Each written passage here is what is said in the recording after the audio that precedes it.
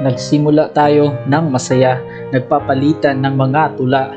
Hinahalikan mo ang aking pisngi at ikinasisiya kong makita ang iyong mga ngiti. May 7 araw ang isang linggo at bawat isa ay ibinigay ko sa iyo. At sa lahat ng araw, ang pinaka-paborito ko ay linggo dahil ito ay araw na takda para magkita tayo. Mahirap ang buhay, pagod ako sa paghahanap buhay, pero kakayanin ang mga hamon habang iyong mga ngiti ang baon. Hindi panghihinaan sa ilalim ng mabangis na sikat ng araw. Kailangan kong gumalaw, daig pa ang kalabaw, dahil ang pagsasama natin sa isang bubong ay akin ang tanaw.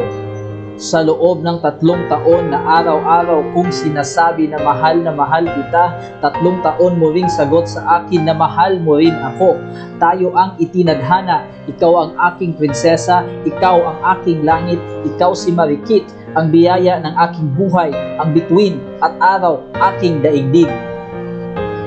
At dumating ang araw na handa na akong lumuhod at ikaw ay tanungin, pakasalan mo ako, at tulad sa mga pelikula, ikaw ay hihimatayin. Iiyak at magiging mabilis ang paghinga at sasagot ka sa akin ng oo.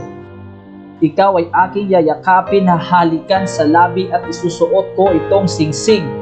Yun na ang aking plano. Ngayon ay Huwebes at hihintayin ko na lang ang Linggo para maisa katuparan na ang ating habang buhay, para makasama ka sa aking buhay.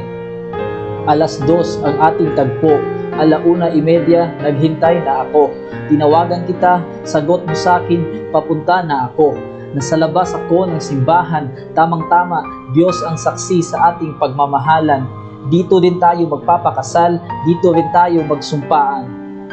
Naghintay ako, gusto kitang makiyakap, naghintay ako. Tumingin ako sa aking relo, 5 minuto na lang bago mag-3:00, wala ka pa. Naghintay ako ay nagtaka at nakaramdam ng kaunting kaba. Tinawagan kita upang tanungin kung asaan ka na. Tahimik, walang sagot, asaan ka na? At ikaw ay umiyak. Nagtanong ako ng bakit, ano ang dahilan? At sa mahinahong sagot, sinabi mo sa akin na hindi ka na makakapunta. Wala nang tayo, ikaw at ako ay maghihiwalay na. Tanong ko, bakit? Ano ang aking naging mali? Saan at paano kita nasaktan?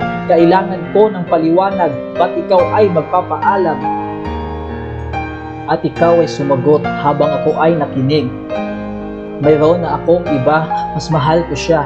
Kami ay magpapakasal na sa susunod na buwan. Dala ko aming anak sa aking sinapupunan. Ikaw ay mabait, minahal mo ako. Salamat, pero hindi na pwedeng maging tayo. Paalam, huwag mo akong iyakan, kalibutan mo ako. Ingat.